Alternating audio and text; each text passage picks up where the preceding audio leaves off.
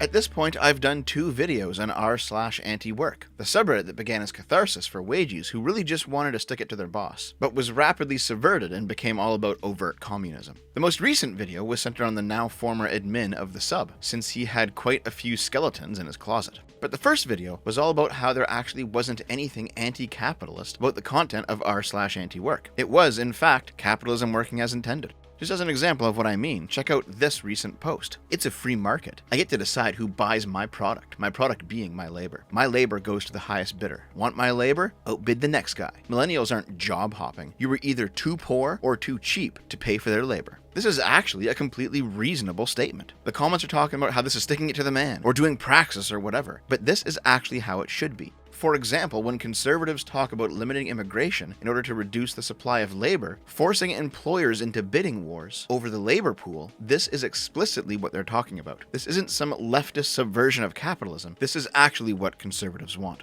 That's the entirety of r/anti-work's quality posts, the ones that are not openly about socialist theory. People mistaking properly engaging in a market for anti-capitalism. r/anti-work blew up during an event called the Great Resignation. After the economic effects of COVID lockdowns began to really make themselves felt, your average person realized a few key things. 1. COVID benefits paid way more than having an entry-level job. 2. Despite lockdowns massively slowing down immigration and the resulting labor shortage, jobs still weren't offering any more benefits or pay to compete. 3. The combination of 1 and 2 heavily contribute to the inflation crisis. The question was then asked by a lot of normies. Why work at all? If your job sucks and you're not getting paid what you're worth, and your boss refuses to renegotiate with you, and Biden's got the money printers revved up to maximum, what the hell is the incentive to keep your job? I mean, we all know at the macro level, the long-term incentive is that you can't mindlessly, endlessly print your way out of an economic crisis, which is something that we just might have to learn for ourselves firsthand. But that doesn't motivate people to make choices when short-term, economically rational options are staring them in the face. Plus, over the course of lockdowns, people got used to working from home, and once jobs started calling workers back into the office, everybody began to question the practice. I can see both sides of this one, frankly. On the one hand, going into work sucks, especially if your coworkers suck, or the dress code sucks, or the location sucks. If you gotta put on a suit and tie to go into a cubicle and do the same office work you can do at home, only you're less productive, and you're stuck there for 8 hours without any privacy, and having to interact with people that you don't like, working out of your house sounds pretty good. Who would want to go back? Not me. But on the other hand, the automation of the most basic functions of life really kicked into high gear during COVID. You need housewares or electronics or even clothing? Buy it from Amazon. Need groceries? Instacart it. Want to order food? Use Grubhub. All while you work from home. It's a neat's paradise out there right now. You never have to leave your house again. And while that's comfy for a little while,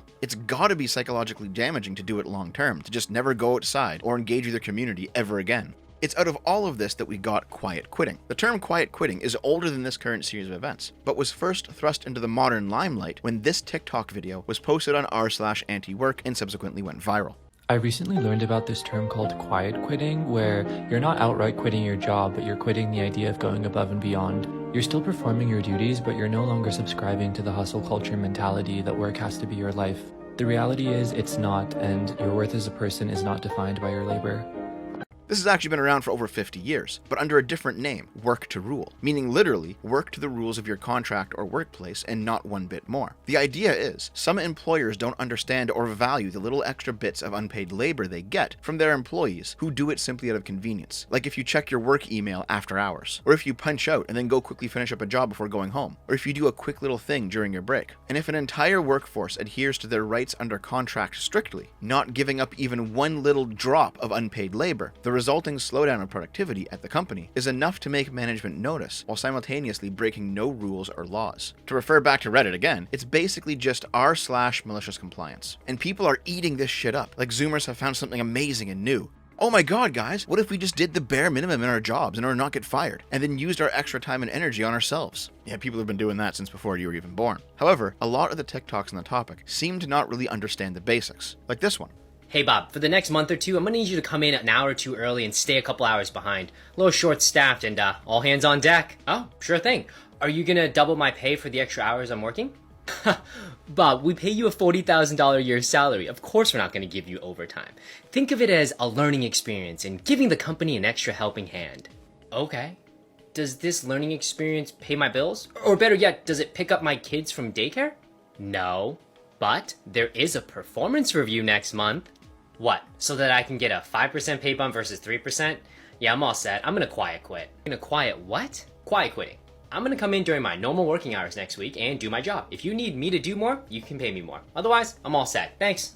Asking, what's my overtime pay, is a reasonable question if you're paid by the hour. Generally speaking, the upside of an hourly position is that your time is measured strictly and paid for strictly. You go overtime, you get overtime. The trade-off is that you generally lack flexibility in your shifts. You work when they need you. But a salaried position isn't paid by the hour, it's paid by the job. The downside to this system is that there's no overtime. You put in as many hours as it takes to get the job done. But the upside is that generally, hours are far more flexible. If you need to leave early to bring your kid to the doctors, or go on a family trip or whatever, that's fine. Just get your work done early, or call in a favor from a coworker, and the time off is no problem. That's the balance. Hourly positions with overtime but little flexibility. Salaried positions with no overtime but lots of flexibility. Historically, hourly positions are more likely to be blue-collar and unionized, while salaried positions are more likely to be white-collar and middle management. The reason for this divide is because generally, hourly positions at the bottom of the hierarchy are more physically demanding, more at risk due to the lower amount of education required, and also most likely to be exploited by management, while the salaried positions at the top provide more connections in the industry, more opportunities for advancement, and more job security. The quiet quitters on TikTok are treating a salaried position like it's an hourly one. And hey man, that's fine, you do you. Like, listen to this chick. Here's my take on the whole quiet quitting conversation that's going on right now.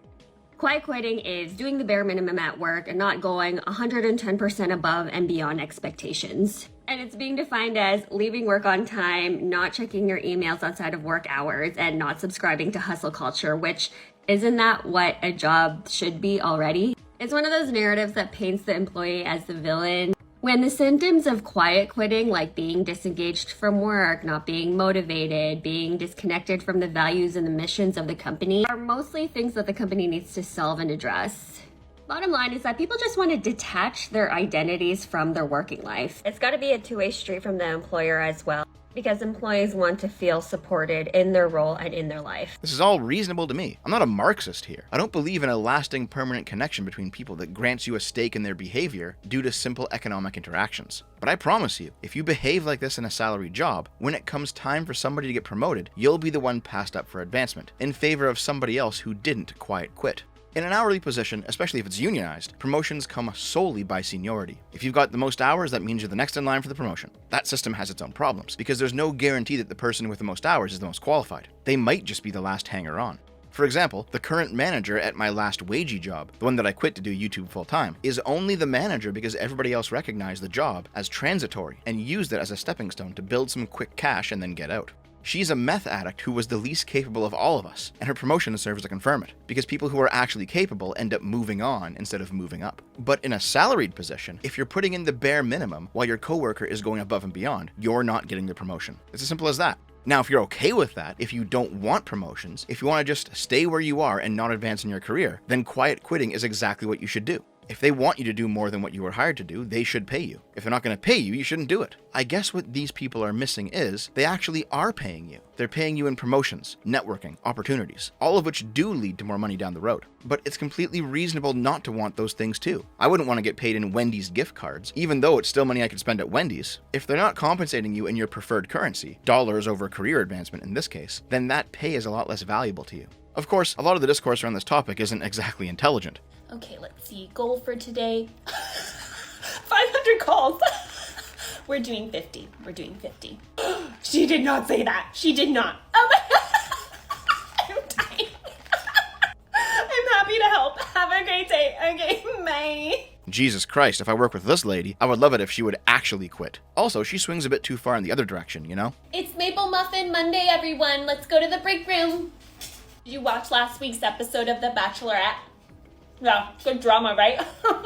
Quiet quitting is doing your job, not doing it while on the clock. That's something you should actually be disciplined for. But there's always one nugget of truth inside even the most annoying of TikTok videos. She mentions the phrase, acting your wage. Hey, Veronica, you have till end of day to finish all this extra work.